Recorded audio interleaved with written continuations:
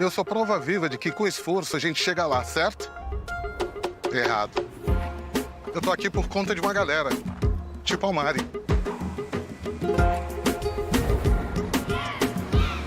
Me prestou uma grana para eu começar. Ou o Lucas e a Laura da Ambev, que acreditaram na minha ideia, quando ninguém acreditava. E tem muito mais gente comigo. Mais capacitação e oportunidades para incluir e gerar renda para 5 milhões de brasileiros até 2032. Isso é a inclusão produtiva da Ambev. Beba com moderação.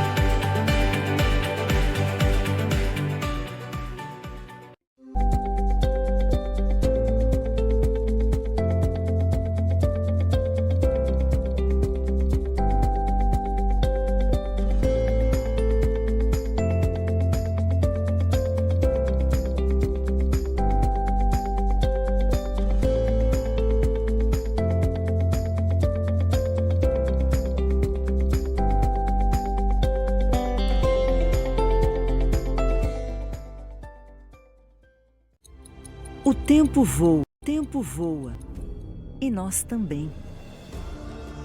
Por isso, estamos prontos para o futuro, agora. Aquele sonho impossível que decolou de uma pista de terra no interior do Brasil, hoje cruza os céus de todos os continentes, com aeronaves que se destacam pela eficiência, qualidade e segurança. Nestes 55 anos, formamos gerações de talentos que nos colocaram na vanguarda do desenvolvimento tecnológico mundial.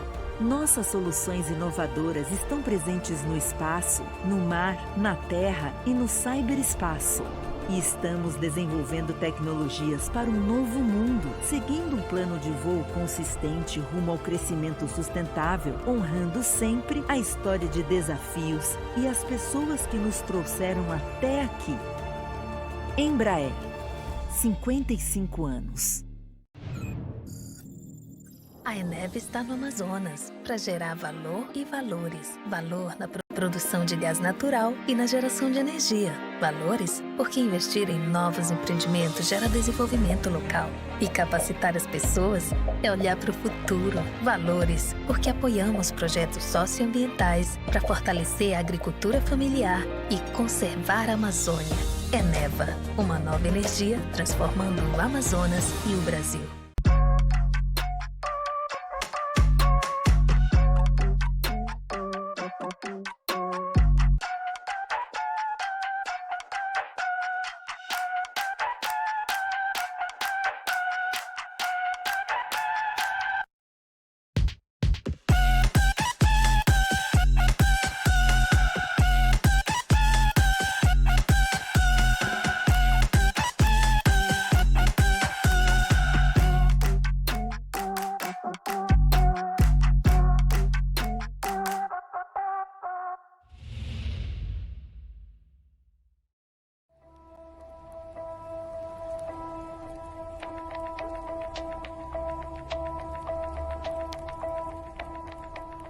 Cliente no centro de cada tomada de decisão.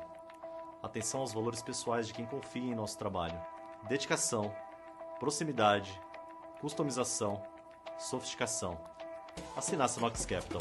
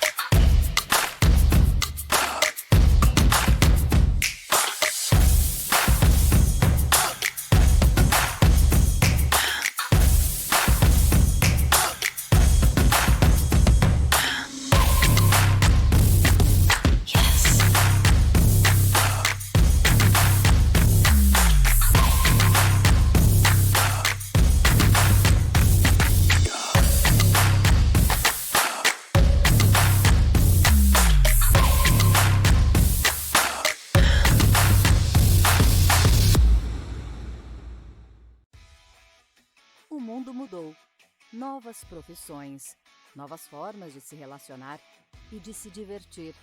Por aqui, levamos inovação a sério.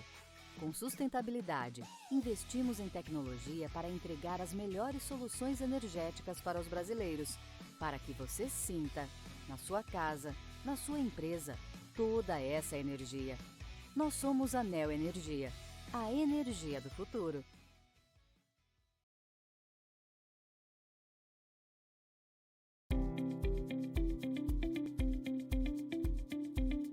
A Presto desenvolveu expertise de atendimento à legislação contábil brasileira, ao mesmo tempo gerando informação de qualidade para a matriz dos nossos clientes, que em sua grande maioria é multinacional. Quando a gente pensa em prestação de serviço, a gente pensa tanto em conhecimento técnico quanto em confiança. Então, tão importante quanto a técnica é o relacionamento com o cliente.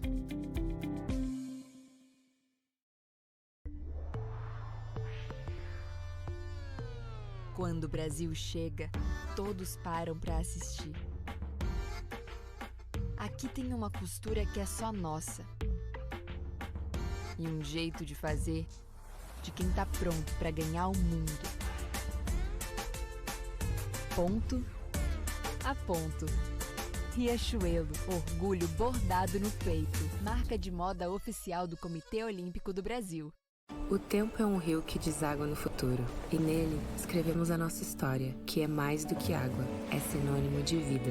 A vida que está no cheiro do café, no frescor da brincadeira e até na arte. A água é a essência da vida, é dignidade com saneamento básico, é preservação ambiental, é inovação. Por isso, há 50 anos, o propósito da Sabesp é levar cada vez mais vida para todas as vidas. Sabesp, 50 anos de vidas.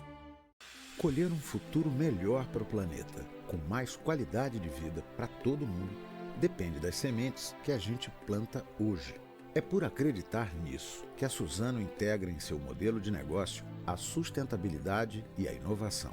Assumimos o compromisso de, até o ano de 2025, promover a remoção líquida de 40 milhões de toneladas de CO2 da atmosfera. Até 2030, tirar 200 mil pessoas da linha de pobreza em nossas áreas de atuação e oferecer 10 milhões de toneladas de produtos de origem renovável que possam substituir plástico e outros produtos derivados do petróleo. Suzano, nós plantamos o futuro.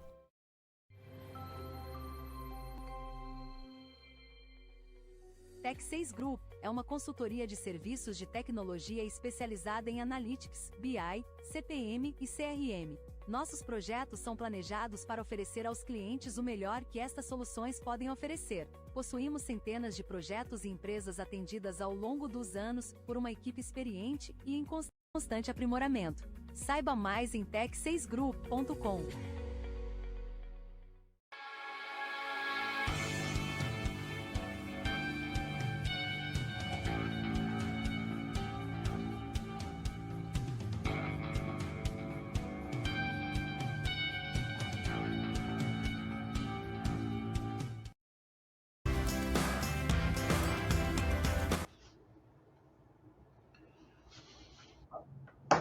Olá, bom dia a todos. Sou o Wagner Petelin, diretor de demonstrações financeiras da ANEFAC, e dou as boas-vindas a todos que estão aqui neste evento. Nesta terceira edição do quarto circuito da transparência, vamos discutir sobre combinação de negócios, que se refere ao pronunciamento técnico CPC 15 e FRS 3, e sobre redução do valor recuperável de ativos, né, que é o CPC 01 e a S36. Antes de mais nada, gostaria de agradecer aos nossos patrocinadores e apoiadores, palestrantes e todos os demais que contribuíram para tornar esse evento possível. Hoje, conosco, estamos aqui para apresentar esses assuntos, o João Rafael Araújo, o Marcos Paulo Rosa e o professor Assis Beirute. Gostaria de chamar o João Rafael para se apresentar para a nossa audiência. Obrigado, Wagner. Bom dia a todos. Bom, primeiramente, agradecer o convite. Meu nome é João Rafael, eu tenho 25 anos de experiência profissional, sou formado em contábeis pela Federal de Pernambuco, com um MBA em executivo pelo INSPER, sou contador do CRC de São Paulo e sou contador público também nos Estados Unidos. Vamos escutar também um pouquinho sobre o Marcos Paulo, sobre a experiência dele. Bom dia, Wagner. Bom dia a todos os presentes, participantes. Muito obrigado pelo convite. Eu sou o Marcos Paulo, gerente de contabilidade corporativa da Embraer. Tenho próximo de 25 anos de formação em ciências contábeis, formado pela USP de Ribeirão Preto, pós-graduado também pela mesma escola e muito feliz de estar aqui hoje compartilhando desses temas importantes com os colegas. Professor Assis, poderia se apresentar? Olá, bom dia a todos. Meu nome é Aziz. Eu tenho doutorado pela USP em Contabilidade e Finanças. Sou professor da FUCAP, ministro de disciplinas de avaliação de empresas, contabilidade empresarial. Então, sobre esses tópicos nós vamos falar hoje. Conhecemos as dores dos contadores e dos demais interessados. Bom dia.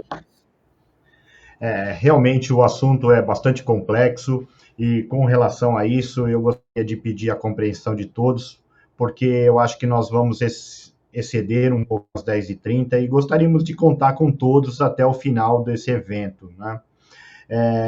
Aqui pelo próprio sistema vocês conseguem fazer perguntas, né? Que a gente vai ter no final dos módulos nós vamos ter uma abertura para respostas, né? De perguntas e respostas. Então, como a gente está um pouquinho já adiantado no tempo, eu vou passar a palavra para o João Rafael, que vai fazer uma apresentação para nós sobre combinação de negócios. João, está com você. Obrigado, Wagner. Bom, pessoal, só reforçando o que o Wagner falou, de fato é uma norma complexa. Lá na adoção, né, fez parte da adoção inicial dos FRS lá de 2010. Desde então não teve alterações significativas, mas a complexidade deriva justamente dessa dificuldade, né, da mudança significativa que houve no começo. Porque muitos aqui devem se recordar, né, como é que a gente fazia antes. Qualquer diferença entre o valor pago e o valor do percentual do patrimônio da adquirida, tudo aquilo era reconhecido como ágio. E isso, fazendo uma analogia simples, seria o equivalente a, né, eu vou comprar um carro usado, e eu registro nos meus livros o valor que o antigo proprietário pagou, depreciado de acordo com o uso, de acordo com a expectativa de vida útil do antigo proprietário, e qualquer diferença entre esse número e o valor que paguei, eu registro como ágio. Então essa norma veio dizer, olha, você tem que registrar pelo valor, em tese, que você pagou. Né? Assim, eu estou falando do carro, mas imagine que foram 10 carros. Imagine que foi uma locadora. Entendeu? Eu não posso pegar o custo dos 10 carros depreciados pelas taxas do antigo proprietário e atribuir que qualquer diferença é ágio. O que a norma fala? Olha, atribua o valor de cada carro e trate como ágio apenas o residual, apenas o excesso, que a gente vai explicar também rapidamente a origem desse ágio, que ele também tem fundamento, ele não é simplesmente a matemática, ele é a diferença, mas ele conceitualmente ele tem fundamento.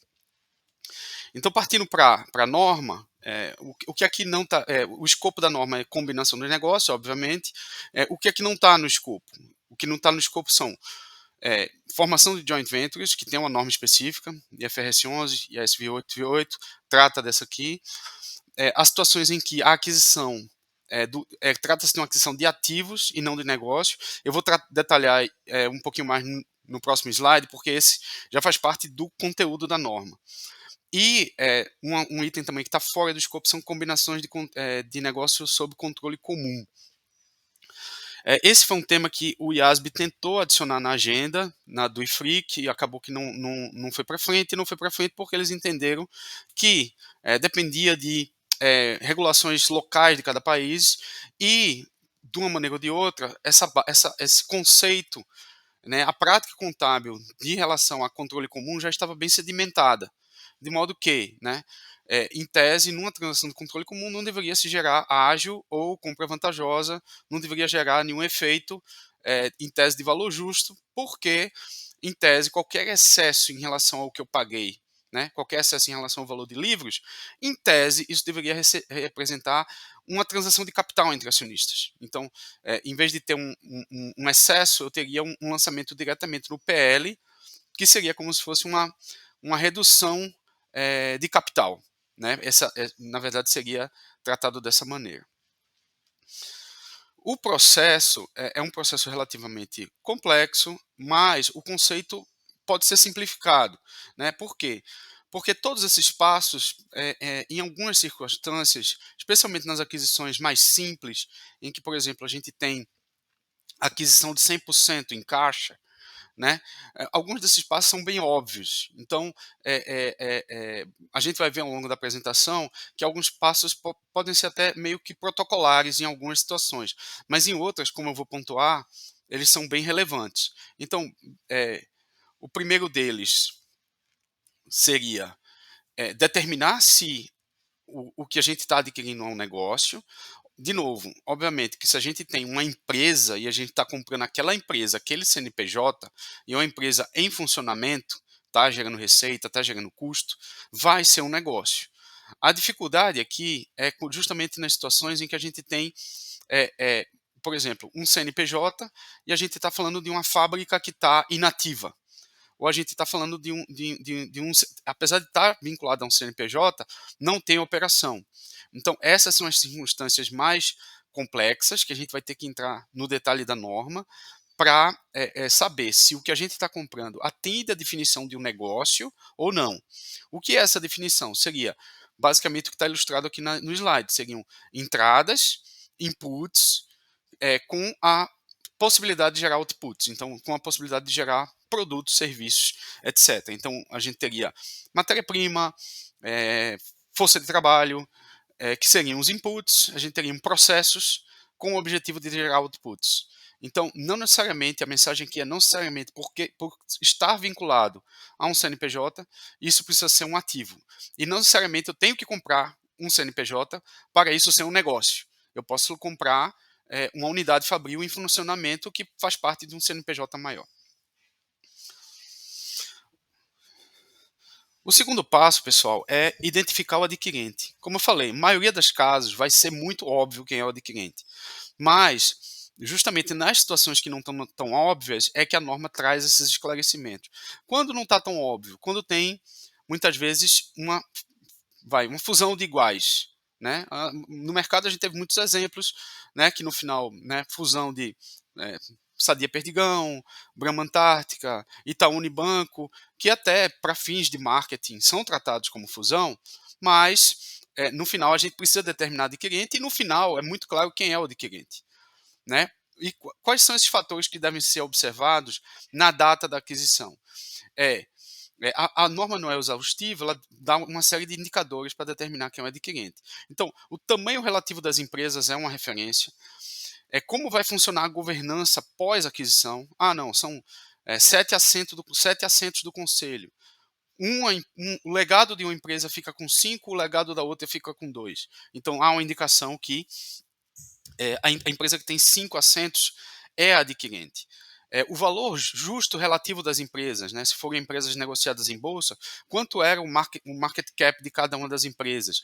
Quanto vai ser o percentual de participação da empresa combinada após a aquisição? Então, tudo isso vai determinar quem é o adquirente. E muitas vezes o ponto é, o adquirente formal nem sempre é o adquirente para fins contábeis. Né? Isso acontece, por exemplo, quando a gente tem aquisição envolvendo uma companhia fechada e uma companhia aberta, e quer se continuar tendo o registro de companhia aberta. Então, o que é que na forma se faz? A companhia aberta compra fechada, mas no final essa análise continua sendo necessária, porque pode ser que a companhia fechada foi que comprou a companhia aberta com o objetivo de se tornar aberta. Isso acontece. O terceiro passo seria determinar a data de aquisição. De novo, normalmente esse tema não é tão relevante nas aquisições, mas se torna bem relevante no momento em que eu tenho uma troca de ações. Porque o que a regra fala? Quando você tem troca de ações, você precisa determinar o valor justo da ação naquele momento para determinar o valor pago. E aí é por isso que esse assunto é relevante. Então, de novo, né, como eu falei, se for 100% em caixa, vai ser provavelmente no dia que transferir seu recurso, mas existem outros fatores. Quando o fluxo de riscos e benefícios passa para a adquirente, quando ela passa a ter direito a dividendos, quando ela passa a ter o risco do negócio, quando ela começa a poder apontar os membros da governança, a data em que foi feito o pagamento, a data em que começa a conduzir as políticas operacionais e financeiras da empresa. Então, tudo isso tem que ser considerado para determinar a data da aquisição. Muitas vezes não vai ter relevância, porque, como eu falei, se for 100% em caixa, o efeito é bem material, mas se for envolver troca de ações, isso pode ter um efeito material. O quarto passo é justamente aquele que eu falei. Uma vez que a gente já determinou que adquirir um negócio, uma vez que a gente já determinou quem é o adquirente, a data da aquisição, a gente chega no quarto passo, que é justamente fazer aquele trabalho de mensurar os ativos e passivos a valor justo. E aí volta aquele conceito de dizer, ok, é como se fosse aqui, a gente está falando de uma nova base inicial para a empresa adquirida sob a perspectiva do consolidado. Né? Na empresa adquirida, na DF estatutária dela, nada muda. Mas para fins do consolidado é como se eu tivesse um novo começo. Qual é o novo começo? É baseado nos valores justos dos ativos e passivos. Né? Eu não vou ter atribuído no contrato de compra e venda de uma empresa quanto é o valor de cada ativo e passivo.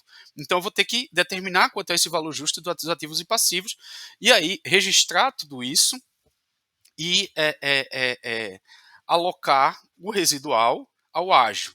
Né? Aqui eu trouxe nesse slide justamente o comparativo de como era a prática anterior, né? Que qualquer diferença. Né? Aqui, para fins didáticos, né? Vamos assumir que seja 100% em caixa, para não entrar nas outras complexidades da norma. Mas a gente tinha o PL, tudo era classificado como ágio, a gente simplesmente classificava entre mais-valia de ativos, rentabilidade futura ou outras razões econômicas. Aqui a gente tem que fatiar, né, alocar em cada um dos itens quanto seria o valor justo dos ativos e passivos. E aí só apenas o excesso seria classificado como ágio.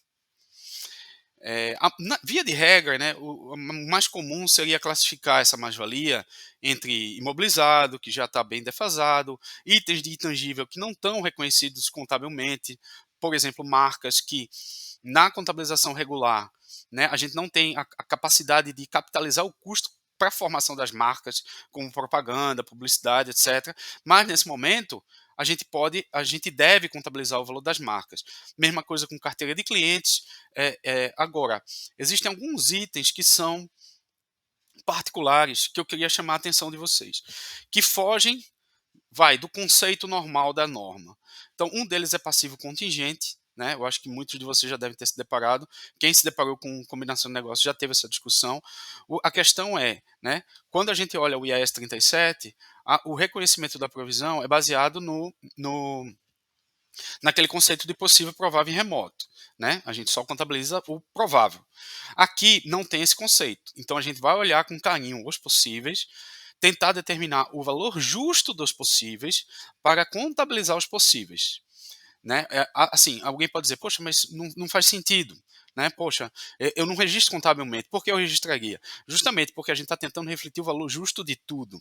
Então, quando a gente olha para uma empresa que não tem contingência nenhuma, que não tem nenhum processo judicial, provavelmente a gente vê essa empresa com uma percepção de valor um pouco diferente de uma empresa que tem contingências. Por mais que a gente ache que aquelas contingências são possíveis ou remotas.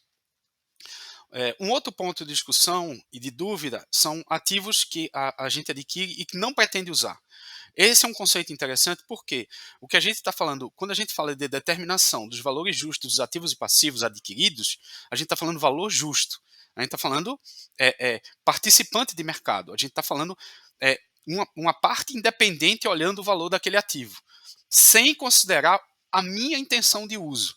Então, é valor justo. Diferentemente do ágio, que a gente vai chegar lá, que o ágio tem uma determinação específica, porque depende da visão de valor de cada adquirente. Cada adquirente vai ter uma visão diferente em relação à sinergia, em relação à estratégia. Então, cada adquirente, cada participante do mercado vai ter uma visão diferente em relação ao ágil. Então, é por isso que a gente pode ter ágios tão diferentes.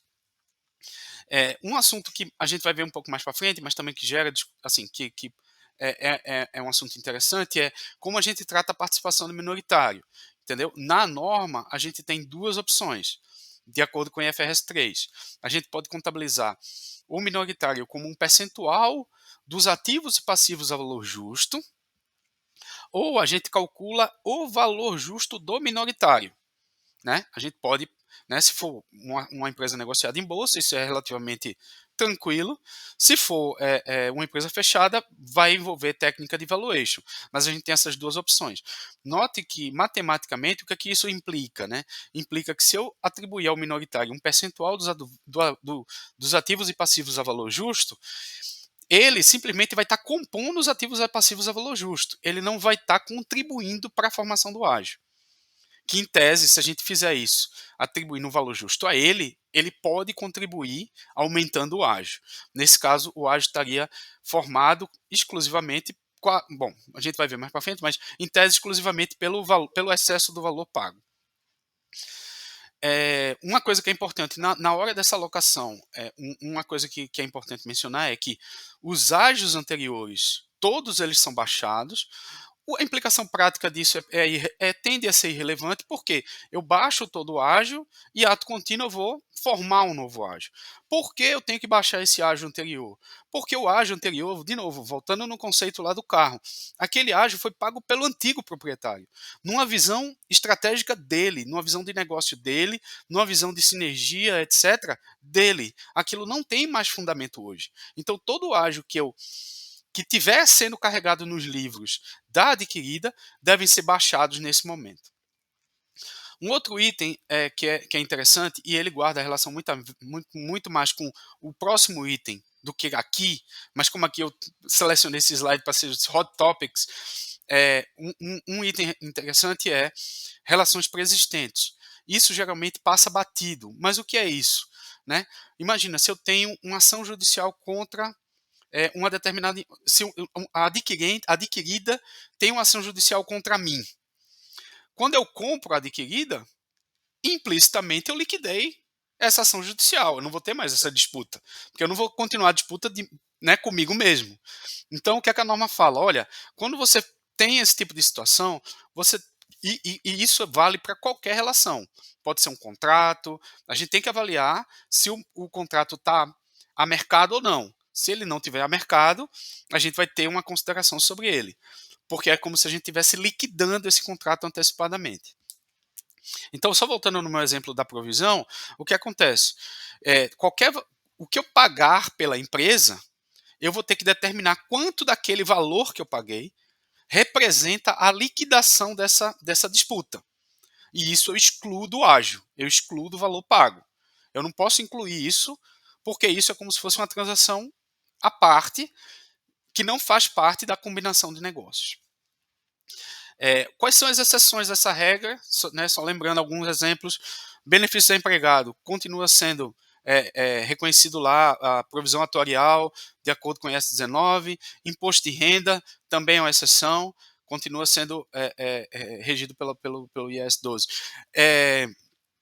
A única coisa que eu queria lembrar é que, quando a gente faz essa alocação de ativos e passivos, um outro ponto de discussão é justamente o imposto de renda, mas não o ativo. É eventualmente o passivo que é gerado pelas alocações. Quando é que ele surge? Quando eu não pretendo, quando a base contábil da alocação for diferente da base fiscal. Isso significa que a alocação não será dedutível fiscalmente no futuro. Por exemplo, eu aloquei o imobilizado e não pretendo tomar aqueles passos de incorporar o negócio para tomar a alocação do imobilizado dedutível. Nesse cenário, surge um IR diferido passivo sobre a alocação do PPA, a alocação do valor alocado ao imobilizado.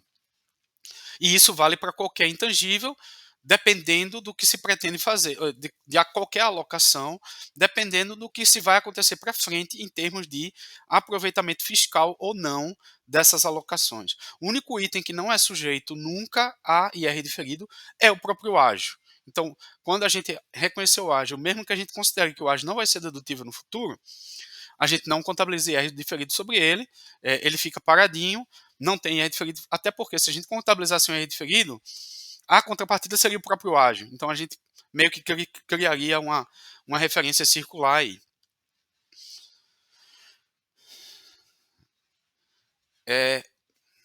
O quinto passo é determinar o montante pago. Então aqui, quais são as pegadas, né? De novo, quando a gente fala de uma transação 100% em dinheiro, é tranquilo, é o valor, né, do cheque, é o valor do PIX. Aqui o que a gente está falando existem situações em que a gente tem, por exemplo, uma contrapartida contingente. O que é uma contrapartida contingente? Se eu conseguir uma determinada licença, se eu conseguir uma prorrogação de um contrato, se eu conseguir uma determinada métrica, se o negócio crescer 10% ao ano em termos de receita, eu pago um valor a mais pelo negócio. Então, isso é chamado de uma contrapartida contingente. Isso compõe o valor pago. E aí, como se determina esse valor, também é valor justo. Né? Óbvio, vai ter um exercício aí de probabilidades, de dinheiro no tempo, quando se espera que esses valores sejam pagos, para determinar quanto seria o valor justo disso. Uma vez determinado esse valor justo, né, tudo que acontecer em função de eventos futuros, a variação dessa provisão vai impactar resultados. Entendeu? Então, ele só interfere no ágio ou na compra vantajosa na partida, na determinação do preço pago.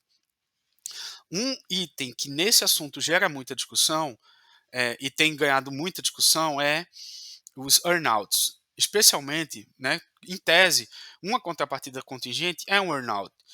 Qual é o ponto de discussão que a gente tem observado muito? São situações em que o earnout está vinculado a pessoa continuar trabalhando, ao fundador continuar trabalhando. Então, existe uma interpretação que, olha, nesse caso, cuidado para determinar se o earnout não é parte do bônus futuro desse colaborador no futuro, desse sócio no futuro, né? E não parte do valor de aquisição. Porque se está vinculado ao emprego, se está vinculado a metas, pode ser que ele tenha mais característica de bônus futuro do que propriamente valor do negócio comprado. Então, esse é um lembrete. E aqui, no próximo slide, aqui é só para ilustrar aquela questão do valor pago, né? Então, tudo que a gente pagar em termos de honorários, em termos de relação preexistente, naquela determinação que eu falei, de alocar o que é valor pelo negócio, o que é liquidação, né? O settlement, de outras transações, também não entra no valor do negócio, eventualmente bônus para funcionários, impostos, taxas para o governo, nada disso entra, o que entra é o valor pago ao vendedor. E aqui é o resumo meio que de tudo que a gente está falando. O que é importante salientar aqui? É que, de novo, tudo que a gente estava discutindo aqui era comprar 100% da empresa em caixa. Né? O que acontece se eu tiver uma parcela anterior já investido na empresa, por hipótese 10%, eu compro mais 70% e sobra 20% ainda com minoritários, qual seria a dinâmica para eu chegar em 100% do valor do negócio e comparar esse valor com 100% do valor justo dos ativos e passivos? Porque, curiosamente, o que é que a gente fazia no passado? Né?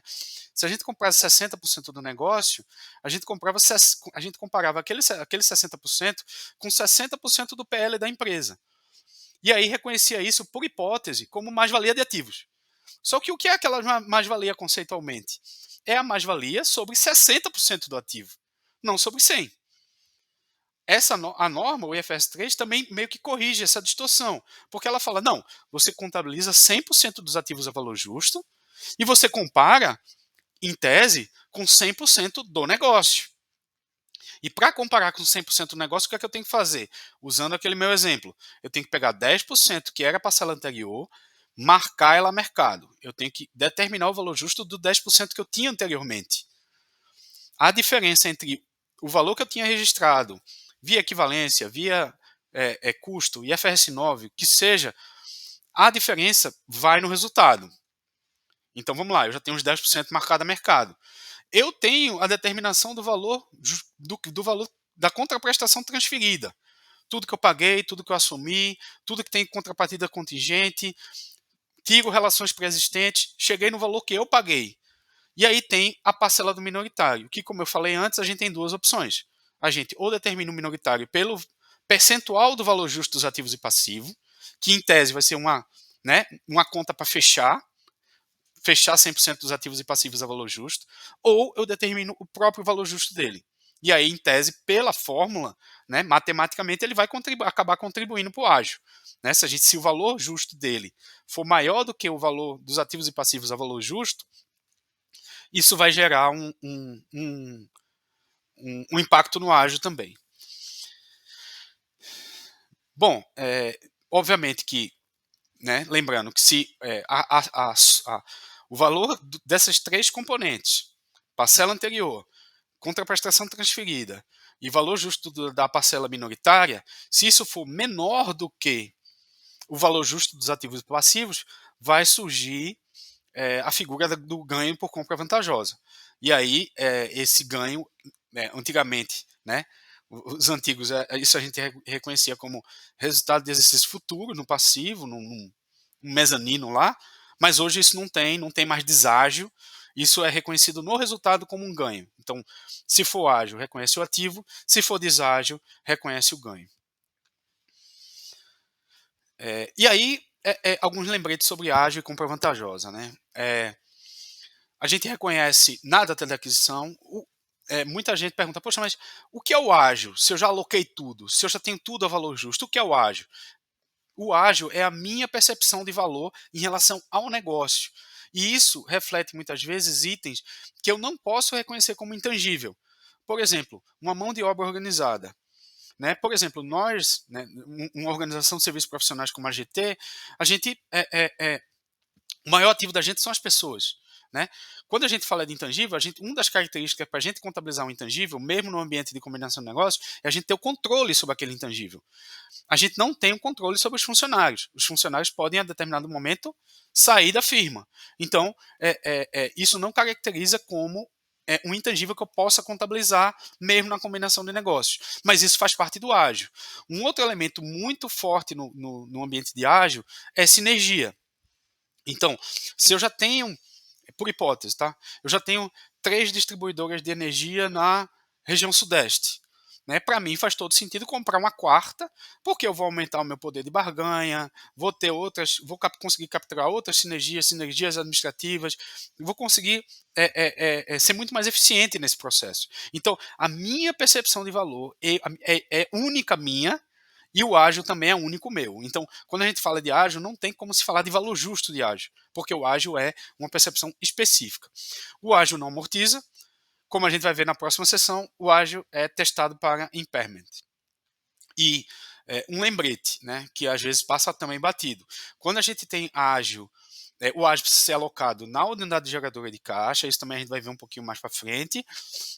Mas uma coisa é que, se a unidade geradora de caixa for, por hipótese, uma subsidiária no exterior, ou mesmo eu comprei uma subsidiária que ela fica no exterior e eu vou tratar o ágil nela, alocado a ela, o ágil acompanha a moeda funcional, o ágil e todas as alocações acompanham a moeda funcional da adquirida.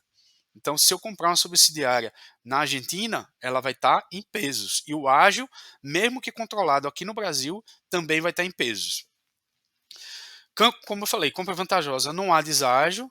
A única coisa que a norma pede uma vez que você determina uma compra vantajosa, ela pede, olha, revisita a alocação dos ativos e passivos para ver se está tudo ok.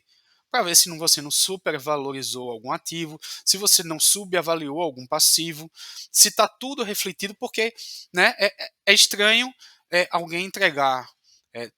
Tirando situações de ativos estressados, é incomum alguém ter um ganho de compra vantajosa, deveria ser incomum alguém entregar valor assim para outro.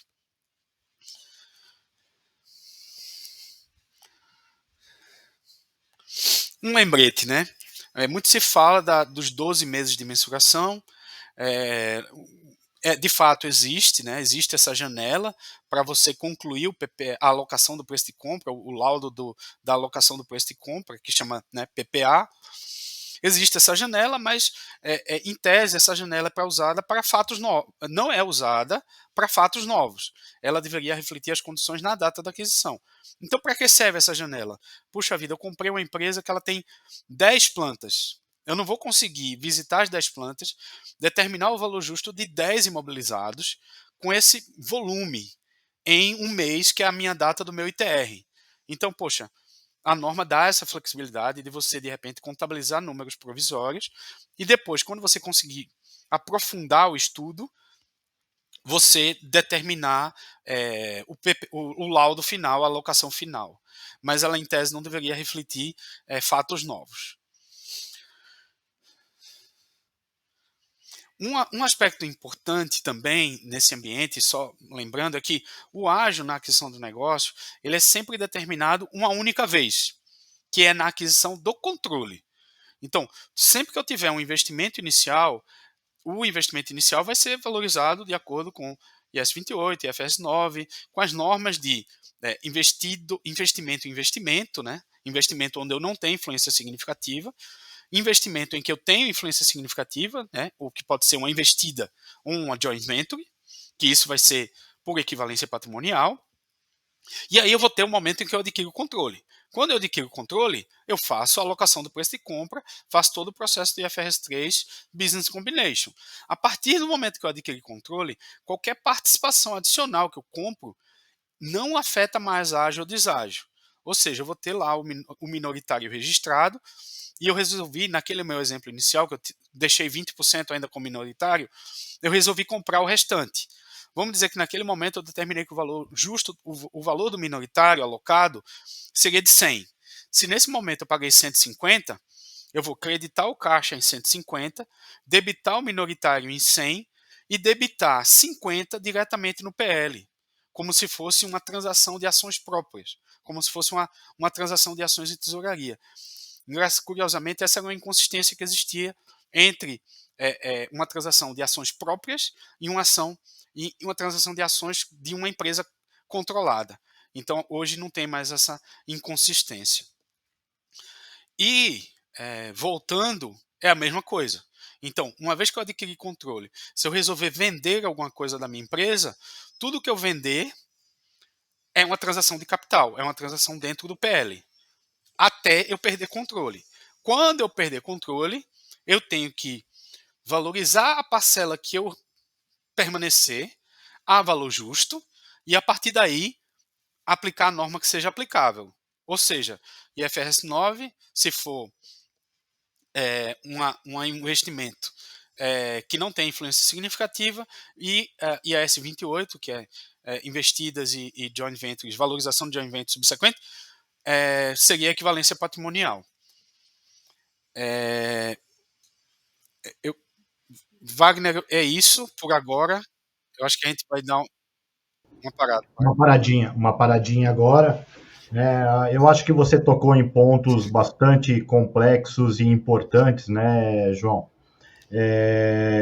Eu sem combinação de negócio e aquisição de ativos, identificação de adquirente, determinação da data de aquisição, a mensuração mesmo, a fair value, né, o valor justo, o período de mensuração também é bastante importante. Você também citou o reconhecimento contábil do ágio, goodwill, e de uma compra vantajosa, e citou também que é raro uma compra vantajosa, é muito difícil a gente ver na prática uma compra vantajosa. Obviamente ela existe, mas é muito difícil.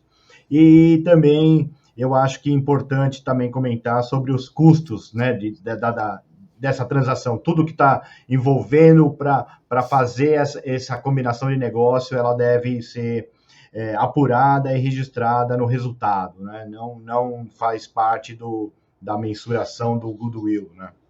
Então, eu acho que é importante, mas eu também quero trazer a discussão agora, o Marcos, para a gente ver um pouquinho, né?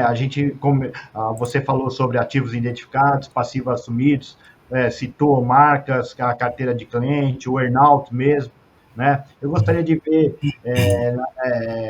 como isso ocorre, qual é o processo que ocorre na empresa, Marcos, para a identificação desses ativos e desses passivos assumidos.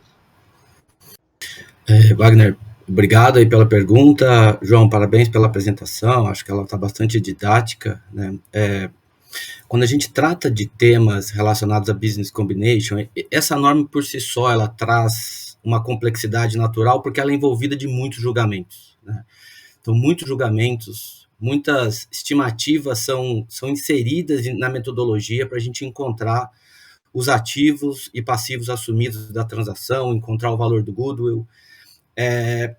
E a gente não pode esquecer que dentro desse processo, a gente tem que respeitar e olhar para a governança da empresa, né? A governança corporativa. Então, existem ritos importantes que precisam ser seguidos na identificação, nas aprovações, que órgão aprova dentro da governança corporativa da companhia, de cada companhia, e quem valida essas informações, além da discussão com o próprio auditor externo, né? O exemplo que a gente segue aqui, eu acho que é um exemplo bastante maduro, porque ele traz um cenário de 5 etapas, né? E essas 5 etapas são importantes para a gente discutir e aprofundar numa granularidade importante a dimensão, o reconhecimento, mensuração, apresentação dos ativos e passivos assumidos, né? A nossa estrutura aqui, nós temos um time de M&A, e esse time de M&A, ele faz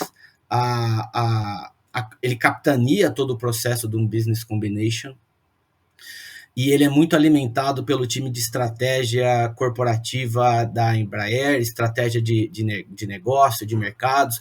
Então, se a gente pudesse trazer em fases, né, essa primeira fase seria ali um momento de buscar motivações orgânicas ou não no mercado, de ganho de sinergia, de ganho de produtividade, buscar a introdução de um novo negócio dentro da companhia. Então, é um momento muito de M&A e o time de análise de mercado.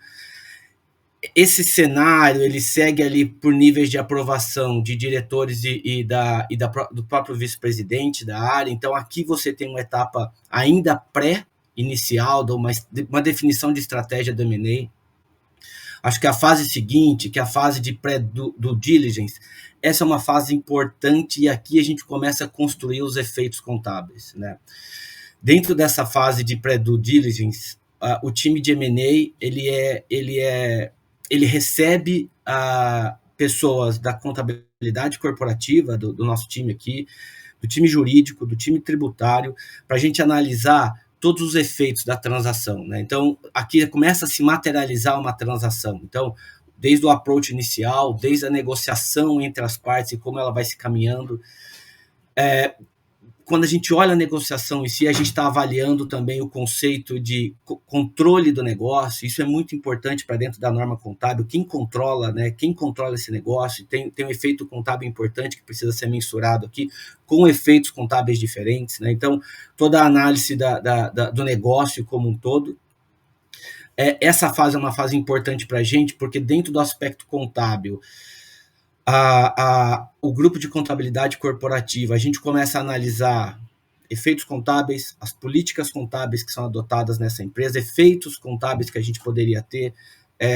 Não necessariamente nós estamos comprando uma empresa, ou o business combination, ele se remete a uma análise de uma empresa que segue os mesmos padrões contábeis que o adquirente executa, o mesmo nível de controle, o mesmo nível de governança, talvez até o mesmo gap. Se for uma empresa muito pequena, uma startup, ela não tem ali a obrigatoriedade da adoção do FRS Full. Então, existem sim níveis que precisam ser analisados, e isso vai remeter lá na frente na percepção de quais são os ativos e passivos assumidos, né? Então, essa fase 2, ela também passa por nível de governança e aprovação. Acho que a fase 3 é uma fase mais madura, onde o conceito já está definido, onde os ativos e passivos assumidos foram identificados. Nesse momento, nós da contabilidade já produzimos memorandos técnicos onde a gente compartilha com os nossos auditores qual que é a nossa avaliação, do nosso julgamento perante a adoção daquela transação, né? Como aquela transação vai ser materializada dentro da companhia. E aqui também não é só a transação inicial, mas a gente também nós temos que analisar efeitos de consolidação, como a gente apresenta esse efeito no mercado, como a gente apresenta esses efeitos nas nossas demonstrações financeiras, pensando em transparência, pensando em toda o que rege ali a questão da informação, principalmente para os acionistas minoritários, né? Nós não podemos esquecer, porque eles precisam receber uma informação adequada de todo o processo. A fase 4, para a gente aqui, entre a fase 3 e 4, tem a aprovação do nível máximo de governança dentro da companhia, onde a gente recebe o go-ahead de seguir ou não com a transação. Uma vez seguida, a fase 4, a gente passa pelos níveis de aprovação das autoridades reguladoras de mercado, até o nível 5, que seria ali o pós-merger, os efeitos que a gente já traz para dentro do nosso balanço. Mas trazendo um conceito de toda essa transação, reconhecer os ativos e passivos não assumidos, muito da sua pergunta, para a gente precisa de tempo para analisar, porque o time contábil, e como a apresentação feita, ele requer muitos julgamentos, ele requer muitas avaliações, quais os valores que nós estamos assumindo, o que é o goodwill naquela transação, quais o laudo que vai ser produzido, quem vai produzir esse laudo, e como ele aloca o Purchase Price Allocation ali, né, o PPA, como ele é alocado dentro daquele investimento para se reduzir o valor do goodwill, aspectos tributários, todo o efeito tributário que aquela transação vai ocorrer dentro da transação da companhia. Então, trouxe um pouco aqui, não é simples, é um processo complexo, que envolve, pelo menos na nossa estrutura aqui, áreas de apoio, suporte, e a gente consegue analisar com cuidado e com o tempo necessário que a gente precisa para identificar os ativos e passivos de toda a transação. Perfeito, Marcos. Eu acho que você tocou em alguns pontos que seria a minha outra indagação a você, que seria sobre os desafios de uma uniformização das políticas contábeis entre a adquirida e adquirente, né? Que você tocou rapidamente. Você poderia falar um pouquinho mais sobre isso? Claro. Marcos? Acho que isso é um bom ponto, né? Porque nós vivemos num ambiente de FRS, mas nem todas as empresas seguem o FRS Full. A gente tem empresas pequenas que seguem ali o FRS para pequenas empresas, então depende de quem é o escopo, né? Qual que é a empresa target em toda a transação ali do Business Combination. A gente já teve situações no mercado recentemente de revisão de políticas contábeis. No nosso caso, né, nós temos um time corporativo que prepara e produz as políticas contábeis da Embraer. Quando a gente avança num processo onde existe a conclusão da transação do Business Combination, a gente tem uma imersão com essas pessoas das políticas contábeis que a Embraer pratica, né, da política contábil adotada, mas muito mais do que as políticas, as estimativas, os conceitos de estimativas, os julgamentos que são feitos nas políticas contábeis corporativas da Embraer, a gente fazer uma equalização desses conceitos, né? Então, acho que um conceito importante aqui para essas empresas que são empresas target, que entram na transação, você fazer uma harmonização dessas políticas para garantir que quando a informação que vier a ser consolidada num momento posterior, ela esteja em linha com as políticas contábeis já praticadas pela controladora, né? A gente não pode esquecer que, além da complexidade das políticas contábeis, tem uma complexidade de controle SOX, então, talvez empresas menores que não tenham uma estrutura de SOX robusta, e aí quando vem um adquirente, né, um controlador com uma estrutura mais definida, mais preparada para controle SOX, esses efeitos precisam ser considerados também. Então, é um desafio enorme. acho que é importante aqui essa imersão com os colegas que estão vindo de outro negócio, você fazer esse alinhamento adequado para garantir a harmonização da política. Isso é uma etapa importante que acontece num processo pós-merger aqui da nossa estrutura. Perfeito. Nós estamos num evento de transparência, né? E essa norma também, o CPC 15 e o IFRS 3, ela exige um nível de divulgação da transação bastante desafiadora também, né? Com alguns dados sensíveis de por que comprou, o que vai acontecer, quanto seria, né? Então, como vocês encaram esses dados na divulgação das demonstrações financeiras, Marcos? Aqui na companhia, a gente é fortemente incentivado pela transparência da informação, né? Vídeo reflexo aí até o agradecimento do mais um ano a Embraer ter sido reconhecida como uma das empresas do Troféu Transparência. Isso é importante para a gente, porque a gente realmente entende que a informação para todos os níveis dos leitores, desde um grande acionista, desde do acionista minoritário, é importante que ele tenha conhecimento das transações que acontecem dentro da companhia, né? A companhia, ela preza por levar as informações no nível adequado, no nível que possa confortar ali o investidor em ter conhecimento do que tem por trás da transação, né? Eu acho que para a gente é um desafio talvez não grande, né? Não é um desafio enorme saber o que vai divulgar, mas como a gente divulgar. A quantidade de informação que a gente tem, ela é grande. Como eu falei, naquelas 5 etapas ali, a gente consegue capturar muitos detalhes, muitas informações, muitas estratégias. Então, você consegue ter massa de dados adequada para produzir uma nota explicativa transparente para o leitor, né? O que eu vejo, Wagner, é que com a adoção do FRS 18, em breve, que vai ser exigido para as empresas de FRS no mundo, ele vai trazer uma informação, ele vai trazer uma informação que vai contribuir para isso, que aqui são as medidas de desempenho, né? Então, quando a companhia tiver que divulgar medidas de desempenho, aquilo que o business entende como uma medida de desempenho do negócio, não sei se faria sentido divulgar alguma informação no sentido: poxa, eu comprei um negócio, fiz um business combination pensando numa estratégia de ganho, uma estratégia de redução de custo, de sinergia. Será que a gente não deveria, com o IFRS 18, reforçar essa informação através das medidas de desempenho? Como a companhia levar para o mercado aquela transação que foi feita em determinado momento do tempo, ela vem refletindo, e se o que a companhia imaginava na transação, ela vem se materializando ao longo do tempo, né? Então, acho que isso aqui são provocações. A divulgação da informação, ela é importante para o leitor, ela é importante para a companhia, para a questão de transparência, mas eu acho que a gente ainda tem espaço para avançar. Eu acho que você lembrou bem, Marcos, as questões do IFRS 18 que vão entrar em vigor aí. Obviamente que a gente tem que estar preparado isso, e a gente já fez alguns módulos aqui na ANEFAC sobre esse assunto, né? Então, eu acho que realmente é uma boa lembrança sobre a divulgação das medidas de desempenho pelas companhias, né? Eu achei ótimo a sua fala aqui sobre combinação de negócios. Então, eu quero voltar um pouquinho agora para o João, para que ele fale um pouquinho sobre impairment. Vamos simplificar o nome aqui, vamos falar do impairment. A gente fala de goodwill, né?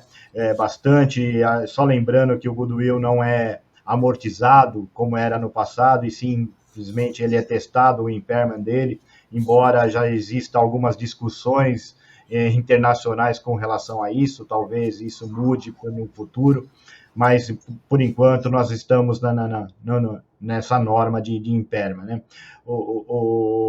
João, você poderia falar um pouquinho sobre isso para a gente? Claro, Wagner. Claro. Vou tentar ser breve aqui. Bom, pessoal, o que é que a gente está falando, né? O que a gente está falando é que toda vez que a gente tiver algum indício, o que é o impairment, né?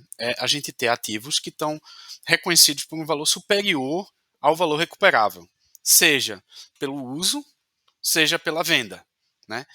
E quais seriam os ativos que estariam sujeitos a impairment aqui do que a gente está discutindo? São os ativos não financeiros, imobilizado, investimento, intangíveis e imóveis submetidos à locação. Quando a gente fala de ágil, né, que foi o objeto da sessão anterior, a gente precisa alocar esse ágil na unidade geradora de caixa. Nesse exemplo aqui, como eu falei, é o exemplo mais fácil, que a gente atribui que a empresa G é uma unidade geradora de caixa, o ágil está alocado nela, e, portanto, eu testo o impairment nesse nível da geração de caixa da empresa G. Como eu falei, muitas vezes a aquisição está vinculada a sinergias, está vinculada, até como o Marcos falou, algum objetivo de incorporar uma tecnologia, incorporar um novo processo, que vai beneficiar várias empresas que correspondem à mesma unidade geradora de caixa. Nesse caso, né, existe um argumento, e a gente vai ver um exemplo mais para frente, que, olha, você deveria, já que você está monitorando, por hipótese, para essa unidade de geradora de caixa, que por hipótese, é o conjunto da empresa D, F e G, o teste de impairment deve ser no nível combinado dessas três empresas, porque o ágil está beneficiando a todas elas. Então, de novo, né, a gente tem às vezes esse conceito de que o ágil está vinculado a um CNPJ, e isso não necessariamente é verdade.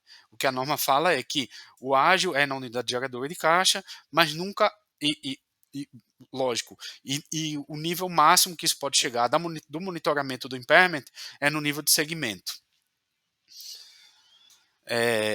Aqui são os itens, né? O requerimento seria para o ágil anualmente, para os outros intangíveis pelo menos uma vez ao ano, e os demais ativos sempre que, incluindo os intangíveis, sempre que houver uma indicação de perda de valor. A norma traz uma lista de itens que tenta ilustrar o que seria essa perda de valor. Então, ele menciona fontes externas e fontes de informação internas. Então, toda vez que diminuir significativamente o valor de um ativo, sempre que houver um efeito adverso, uma nova tecnologia, houver uma mudança no cenário macroeconômico, né, de taxa de juros, porque como é o exercício do impairment? A gente projetar o fluxo de caixa daquela unidade geradora de caixa, trazer o valor presente por uma taxa que reflita o risco do negócio. Comparar esse valor presente com o valor do ativo que a gente está testando para impairment. Né? Se esse valor ficar acima, significa que a gente não tem impairment, se ficar abaixo, tem impairment. Um outro indicador é quando o patrimônio líquido da entidade está superior ao valor de mercado da entidade, então esse é um sintoma que talvez tenha algum impairment que não está capturado, e tem os fatores internos, obsolescência, dano físico, mudanças significativas no modo como está sendo usado, indicadores de desempenho econômico abaixo da expectativa, e um item que hoje se discute muito, que é um efeito colateral das iniciativas ESG. Né? Muita gente se discute IFRS 1, S1, S2, mas qual é um dos efeitos colaterais aqui? Por exemplo, olha, a gente decidiu ser net zero, a gente decidiu descontinuar uma linha que não é ecologicamente correta, né? Não é ecologicamente amigável, entendeu? A pergunta é, como isso vai impactar os testes de impairment? Né? Esse é um efeito colateral, porque em tese, eu posso reduzir a vida útil de um ativo, eu posso esperar vender um ativo no futuro, eu vou descontinuar uma linha de produto. Como é que isso, quais são os efeitos colaterais disso tudo nas demonstrações financeiras e eventualmente nos testes de impairment?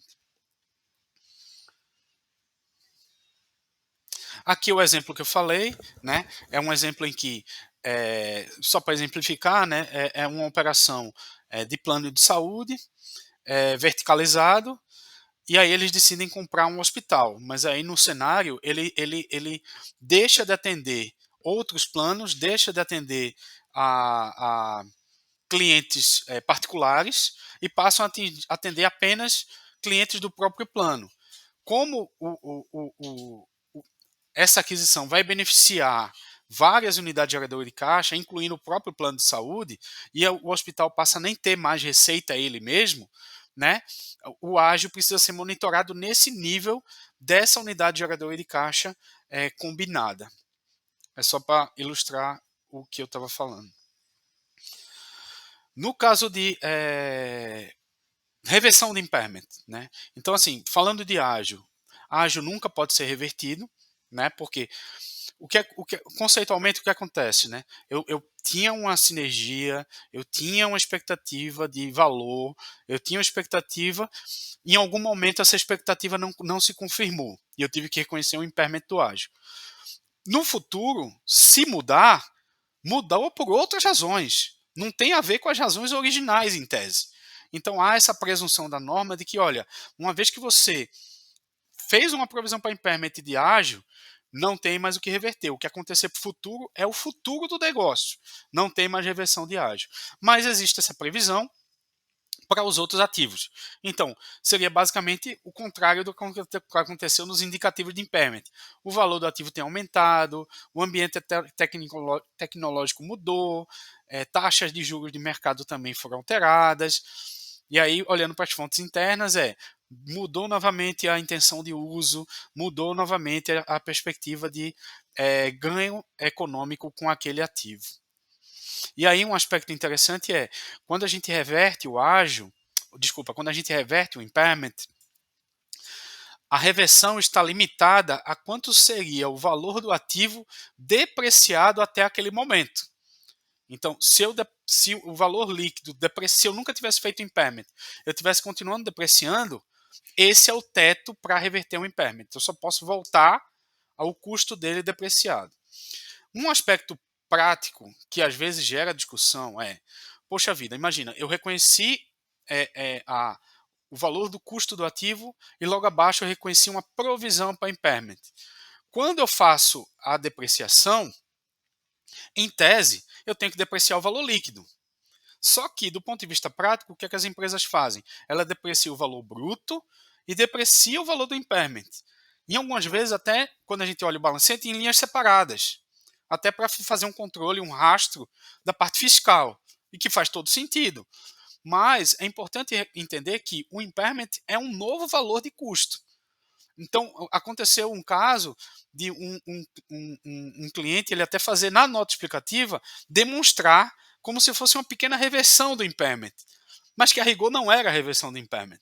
Era simplesmente essa dinâmica da depreciação. Então, aconteceu do cliente receber uma carta de um regulador dizendo: por que você está revertendo o impairment? E a rigor não era a reversão do impairment, era simplesmente a mecânica da depreciação, que em vez de fazer pelo valor do custo líquido, estava sendo feito pelo custo original e ajustando para essa, vamos dizer, entre aspas, essa reversão do impairment. Bom, Wagner, era isso que eu tinha para apresentar sobre impairment. Me coloco à disposição. Ótimo, João. Eu só queria te falar sobre... nós estamos recebendo algumas perguntas sobre combinação de negócio. Se você puder dar uma olhada nelas e já ir pensando numa resposta, tá? Ela está lá no grupo. Tá? Eu acho que você tocou em pontos interessantes, principalmente em valor de uso, unidade geradora de caixa. Então, com base nisso, eu gostaria de não só eu, mas como todo mundo, escutar qual é a metodologia de cálculo, né, Aziz? E gostaria de colocar você nessa discussão, para a gente ver um pouquinho isso na prática, como é que funciona. Poderia? Você está com a palavra. Olá, tudo bem? Claro, será um prazer aqui debater com os senhores acerca do tema. Preparei aqui um breve material para a gente poder discutir, né, como é que funciona esta lógica entre combinação de negócios, que vai gerar lá o ágil, né, o goodwill, e depois como é que se faz o teste de impairment do goodwill, que é o tema específico aqui a ser trabalhado, né, a metodologia do cálculo do teste de impairment do goodwill. Primeiro ponto, né, que a gente tem que deixar bem claro, como obviamente já mencionado na exposição pelo João, a gente tem que ter o goodwill alocado às unidades geradoras de caixa. Então, quando eu tenho uma combinação de negócios, né, que geralmente estou adquirindo ali uma empresa, dentro dessa empresa eu posso ter mais de uma unidade geradora de caixa, e caso tenha, eu tenho que fazer a alocação do goodwill para cada OGC. Caso uma perda por impairment seja reconhecida, a empresa deve, inicialmente, reduzir o valor do goodwill e depois alocar essa perda por impairment aos outros ativos que podem vir a estar dentro desta unidade geradora de caixa. Então, para literalmente sintetizar isto, eu trouxe um exemplo aqui. O objetivo aqui é mais discutir os conceitos, né, para a gente poder conseguir ter uma base de debate até para as perguntas que irão surgir. Trouxe um exemplo base aqui do seguinte: uma aquisição de 100% de uma companhia por 20 milhões de reais, sendo que os ativos líquidos dessa companhia são valorados em 4 milhões de reais, que é aquela primeira fase lá, né, que é a identificação dos valores dos ativos que compõem esta companhia. E aí é feito um PPA, um Purchase Price Allocation, seguindo lá a metodologia do CPC-15 destacado, né, para destacar os ativos intangíveis da transação e, com isso, ter o excedente ali aos ativos intangíveis identificados como goodwill. Então, como eu mencionei, esta companhia teria ali um valor pago de 20 milhões. Dentro desses 20 milhões são facilmente reconhecidos ativos líquidos de 4 milhões. Ativos menos passivos contabilizados anteriormente na companhia. A minha fase 2 é identificar os eventuais ativos intangíveis que não estavam reconhecidos pelos diversos critérios aí, né, de não poder ser gerado internamente, ou então de você não ter um reconhecimento inicial dentro desta companhia. Que eu identifiquei aqui basicamente 2, via laudo de PPA. Um software de valor contábil, agora, né, valor justo, que vai entrar dentro da contabilidade da adquirente por 6 milhões de reais, e um ativo intangível número 2, inclusive mencionado anteriormente, carteira de clientes, muito comum, por 3 milhões de reais. Bom, somado aos 4 milhões de reais anteriores, eu passo a ter agora ativos intangíveis identificados de 9 milhões de reais. 4 mais 9 dão 13 milhões. Paguei 20. Como bem mencionado anteriormente, por que eu paguei 20? Pois eu tenho intangíveis que, mesmo não reconhecidos, fazem parte do negócio, força de trabalho, outros aspectos de expectativa de rentabilidade futura, que a adquirente, a compradora, enxergou na empresa adquirida, na vendedora. Posto isso, eu tenho um goodwill aí que vai ser a diferença entre os ativos alocados e o preço pago de 7 milhões de reais, que é o meu ágio da transação. Bom, para fazer o teste de impairment, esse teste de impairment ele é obrigatório, deve ser feito no mínimo uma vez por ano para fins de goodwill, né? E caso eu tenha indícios de imparidade, eu tenho de fazer quando há indícios para os outros ativos, que não goodwill. Goodwill deve ser feito uma vez por ano. E aí a gente entra nas nuances do teste de impairment. Uma primeira nuance importante é a seguinte: eu tenho de fazer aqui ou valor líquido de venda ou valor em uso. Como nós estamos falando de uma empresa adquirida, ou seja, uma empresa em continuidade, a gente não pretende vendê-la. Então eu estou fazendo aqui um valor em uso. Para fins de valor em uso, a norma destaca que eu tenho de fazer projeções de fluxo de caixa com base nos orçamentos da companhia e que, de forma geral, essas projeções não devem exceder a 5 anos, pois dificilmente uma companhia faz orçamento, faz projeções para prazo superior a 5 anos. Então, peguei aqui, fiz uma projeção bem simplista, né? São números para a gente poder fazer um debate, a cerca de 5 anos de perspectivas econômicas desta companhia. Isso são melhores práticas da companhia, orçamento feito e debatido internamente, não tem de considerar nenhum grande ganho de escala, nada muito fora dos padrões da companhia. Então, fiz aqui esta projeção.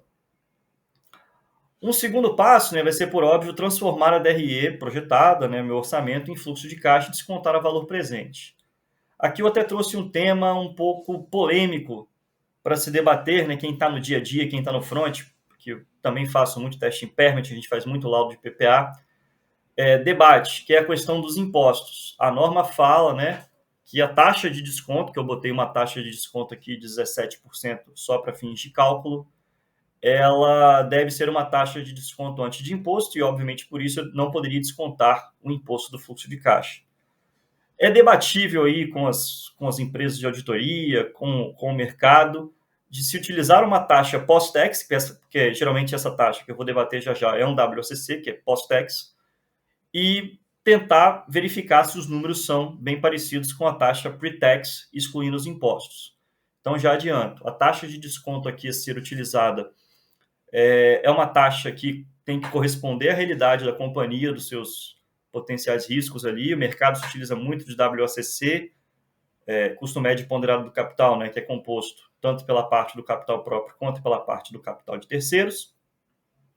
Utilizei aqui de uma taxa hipotética de 17%, que deve ser bem explicitada em nota explicativa pela companhia. Projetei os fluxos de caixa do ano 1 ao ano 5 e trouxe o valor presente. Bom, tem um ponto aqui também para debate, né? E se essa empresa tem continuidade do ano 5 em diante? O que eu faço? Você pode projetar uma perpetuidade, obviamente sem crescimento, né, acima da inflação, tem que ser algo mais conservador. Para fins do nosso exemplo aqui, eu não utilizei da perpetuidade, até porque eu preciso debater um pouquinho aqui da lógica do impairment do goodwill, então eu fiz o cálculo sem a perpetuidade, cheguei no valor em uso de 14 milhões de reais. Seguindo, o que nós temos aqui agora de debate? Botei no cenário 1, que eu tenho que comparar o valor em uso com o valor contábil dos ativos da unidade geradora de caixa. Eu não transportei períodos aqui, então eu não tive depreciação, não tive amortização, o objetivo aqui é dar um exemplo mais didático possível. Bom, se antes eu tinha um goodwill de 7 milhões de reais, o que a norma destaca? O primeiro passo, quando você faz um teste de impairment, dá indício de imparidade, poxa, fiz uma aquisição por 20 milhões e agora o seu valor em uso é 14 milhões, é reduzir primeiramente o goodwill. Então, como eu tinha um goodwill de 7 milhões de reais e eu vou ter aqui um indício de imparidade de 6 milhões, o primeiro passo é amortizar, né, reduzir 100% desse valor como perda por impairment no goodwill. Então, pós-teste de impairment, esse goodwill, que era de 7 milhões de reais, ele vai passar a ser de 1 milhão de reais. Como bem mencionado, infelizmente, né, para as companhias, esse goodwill não pode ser revertido em períodos futuros, mesmo com indicativos de melhoria dessa companhia, médio prazo, goodwill não pode ser revertido. Então, essa baixa, essa perda por impairment não vai ser revertida porque ela é do goodwill. E aí, como eu mencionei, para fins de exemplo, então, eu não fiz a amortização dos intangíveis e tudo mais. O foco foi no teste de impairment propriamente dito. E eu criei uma situação número 2 aqui, só para a gente poder conseguir também debater um segundo cenário. E se o valor em uso calculado fosse de 10 milhões de reais? O que aconteceria? Eu teria aqui que fazer um impairment de 10 milhões de reais. Então, a minha primeira fase seria amortizar 100% do goodwill, 7 milhões de reais, e eu ainda preciso de fazer excedente de 3 milhões de reais de redução ao valor recuperável para os outros ativos intangíveis aqui, software e carteira de clientes. A norma destaca que, quando eu não tenho indicativo de que é para determinado ativo intangível, no caso, ou para o software ou para a carteira de clientes, eu tenho de fazer essa redução ao valor recuperável de forma proporcional. Então, eu fiz aqui a redução de 33% do software, 33% da carteira de cliente. Pós-teste de impairment, o valor do software, que era de 6 milhões, passou para 4 milhões. A carteira de cliente, que era de 3 milhões, passou para 1 milhão de reais. E agora sim, eu vou ter aqui a somatória de valor contábil dos ativos líquidos de 4 milhões, valor justo dos ativos intangíveis identificados, 6 milhões, 4 mais 6 dá 10, que é o valor em uso da companhia. Então, eu fiz essa redução ao valor recuperável, primeiramente do goodwill, 100%, e depois dos ativos intangíveis previamente identificados. Em termos de exemplo prático, para a gente poder trazer para um debate, é isto. Temos muito debate acerca de taxas de desconto, de projeções, de perpetuidade, mas que, obviamente, o tempo aqui, né, exaurido, não nos permite fazer esse debate de uma forma mais ampla. Então, fico à disposição aqui para a gente poder continuar o debate. Muito didático, Aziz. Muito bom. Acho que foi, a título de exemplo, foi bem claro, né? Bem claro. E eu antes da minha vida de diretor de demonstrações financeiras aqui, eu fui auditor também, né? Sou sócio aposentado de auditoria. E uma das discussões bem acaloradas nesse teste era o pre-tax, post-tax, né? A norma diz que qualquer um da utilização desses métodos, eles deveriam ser muito semelhantes e, na verdade, em alguns casos não são, e aí traz um calor a mais na discussão com relação a isso, né? Mas eu acho que foi muito, muito ilustrativo, muito boa mesmo, né? A sua apresentação. Eu gostei da discussão. Nós falamos sobre indicadores internos e externos. Marcos, como lá na Embraer vocês... E qual é a fonte de consulta que vocês utilizam para determinar esses fatores internos e externos? Wagner, eu acho que o teste de Imperma é algo vivo, né? O mundo muda, tecnologia muda, processos mudam, expectativas mudam. Então, nós temos um time específico dentro da controladoria ali que faz o teste com as estimativas que nós temos. Feito anual o teste oficialmente, mas todo TRI a gente refaz nossas bases para identificar qualquer indicativo de potencial ajuste. A gente tem, dentro do nosso universo, né, e eu acho que o teste de Imperma ele é muito pessoal, tem fatores que são comuns para todas as empresas ali, que podem ser comuns, mas tem fatores que vão muito ligados ao negócio, e aí cada negócio é um pouquinho diferente, traz uma pressão maior ou menor para dentro do teste de Imperma, né? Acho que dentro do nosso universo aqui, tecnologia é algo importante para a gente, né? A mudança de tecnologia no mercado aeronáutico ela é muito grande, muito acentuada.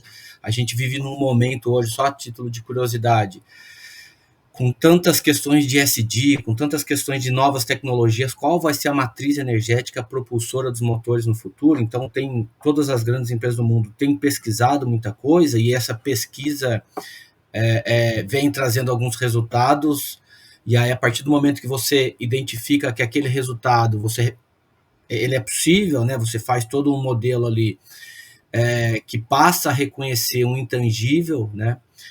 Esse intangível, a gente tem muitos intangíveis criados internamente aqui, provenientes das pesquisas que são feitas aqui dentro.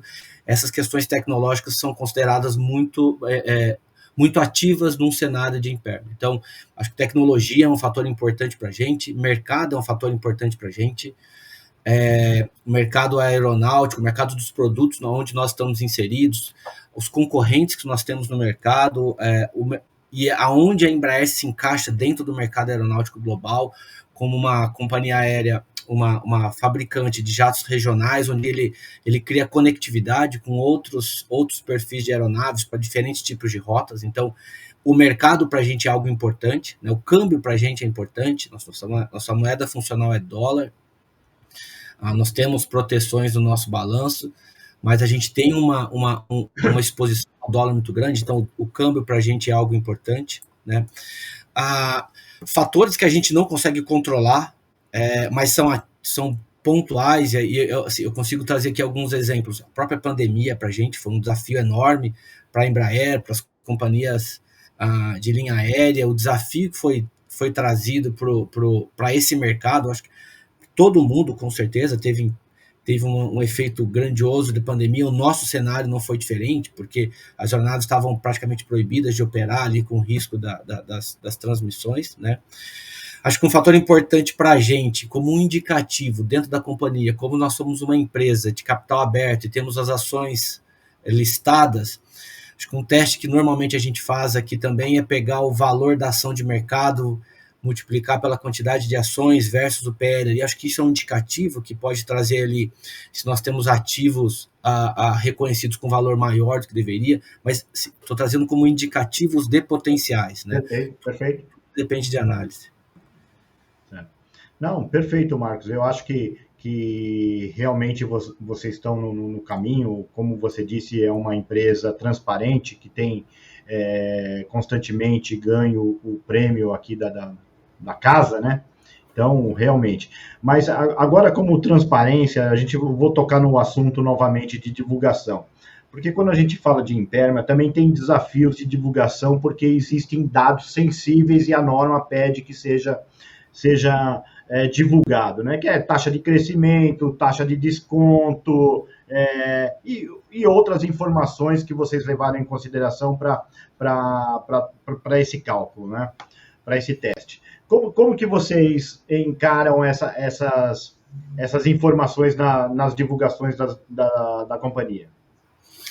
Wagner, a gente encara com muita naturalidade, né? Os colegas podem, e quem estiver aqui nos assistindo, pode olhar a nossa demonstração financeira, a nota 16, eu lembro dela porque é uma nota importante para a gente, onde a gente divulga toda a questão do Imperma, a gente divulga nossa taxa de desconto, nosso WACC, a gente divulga o período que são projetados os fluxos de caixa trazido a valor presente e porquê daquele período, né?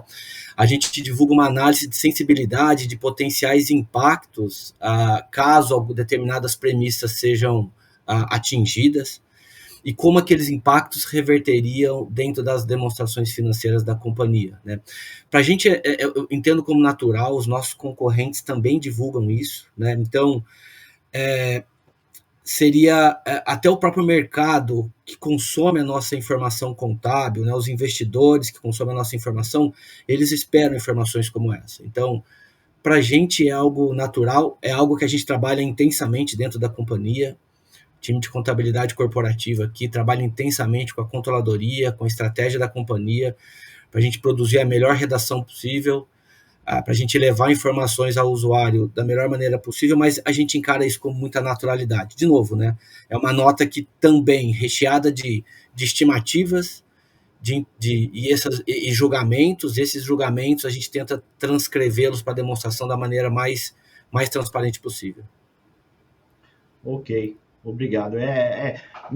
O desafio maior que eu vejo na taxa de desconto, né? Eu acho que o Assis falou um pouquinho da taxa de desconto. Normalmente as companhias usam o WACC, que é o custo de capital da companhia, então isso também é um dado bastante sensível e deve estar lá na medida de desempenho quando a gente falar do IFRS 18, que eu imagino, né?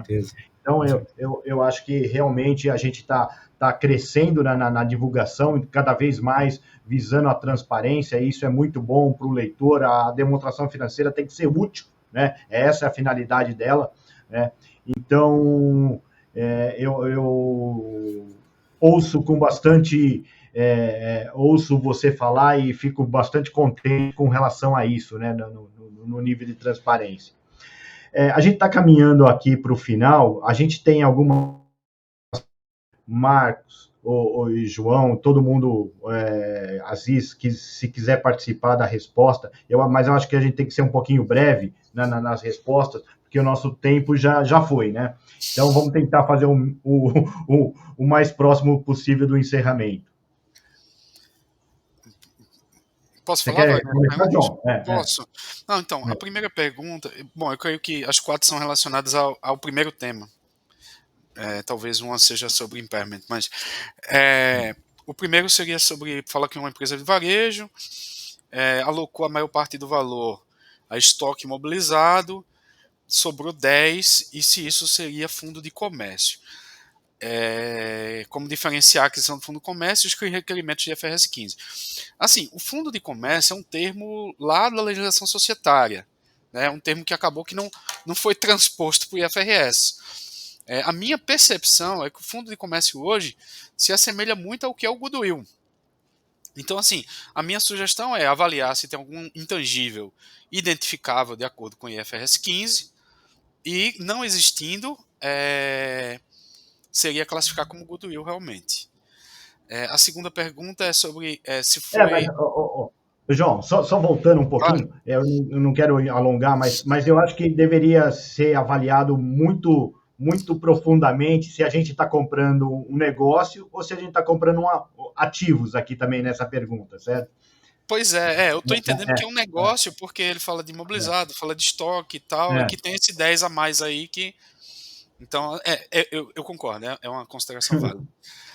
O segundo caso a empresa verifique um erro na aplicação dos critérios adotados no cálculo do ágio, trata-se como impairment, eu deve ver a representação dos números. Eu acho que tudo depende da natureza, entendeu? Se for realmente, esquecemos de um ativo que deveria ter sido valorizado, esquecemos de um passivo, ou foi uma remuneração contingente que não foi contemplada. Eu acho que tudo isso seria um erro realmente e teria que refazer. Se for evento futuro, aí não, isso aí seria parte do impairment. E teríamos os 12 meses que você comentou para um possível ajuste, né? Passado disso, você não mexe mais, né? Correto. A terceira pergunta pergunta se o goodwill é para ser testado eternamente, mesmo passados os 5 anos do aproveitamento fiscal ou período em que, pela tese, obtenham o retorno do investimento.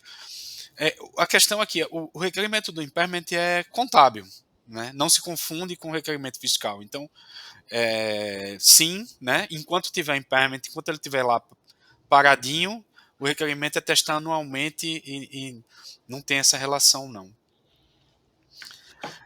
E a última pergunta que eu tenho aqui, pelo menos no grupo aqui, é que gostaria de tirar uma dúvida quanto à relação do earnout.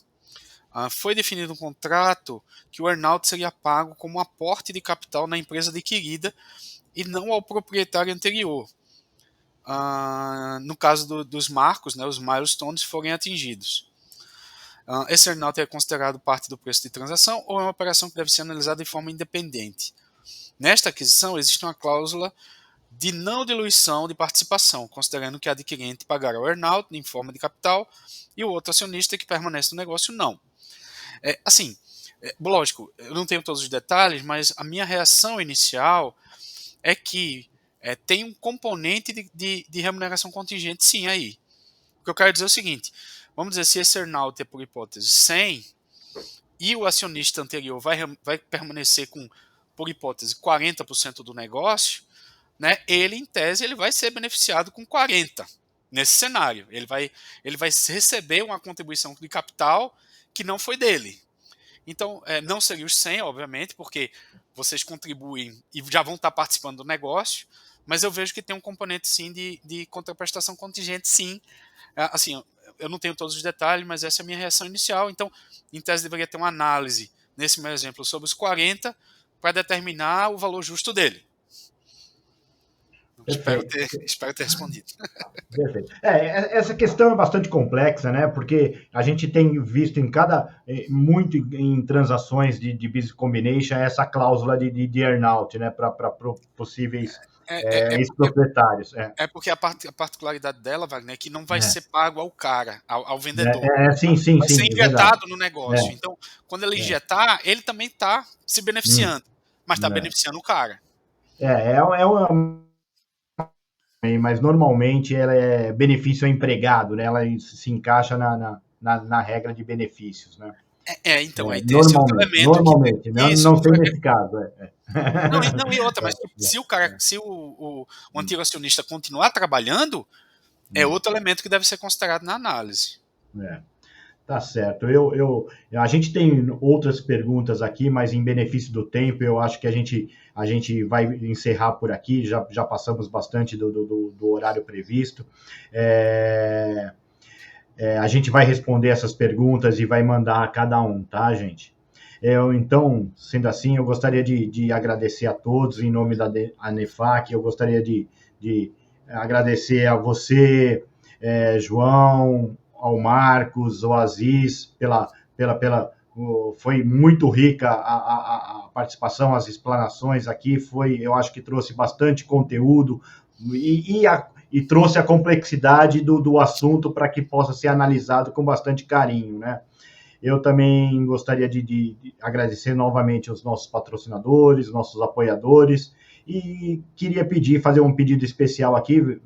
Vão existir outros eventos, outras sessões também da transparência, então eu gostaria que a nossa audiência ficasse ligada a isso e participasse, tá? Então, gostaria de, mais uma vez, agradecer a todos e dar um bom dia, tá? Vocês gostariam de fazer uma palavra final? Gostaria de pedir uma...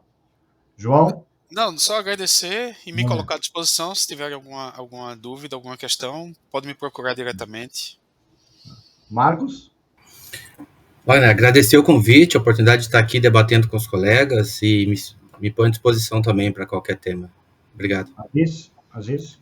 Não, idem, eu sei que é um tema complexo, a gente fica aqui super entusiasmado de falar, a gente fala disso muito em sala, na prática. Estou à disposição com o meu nome aqui, eu acho que não vai ser difícil me achar lá para eventuais dúvidas.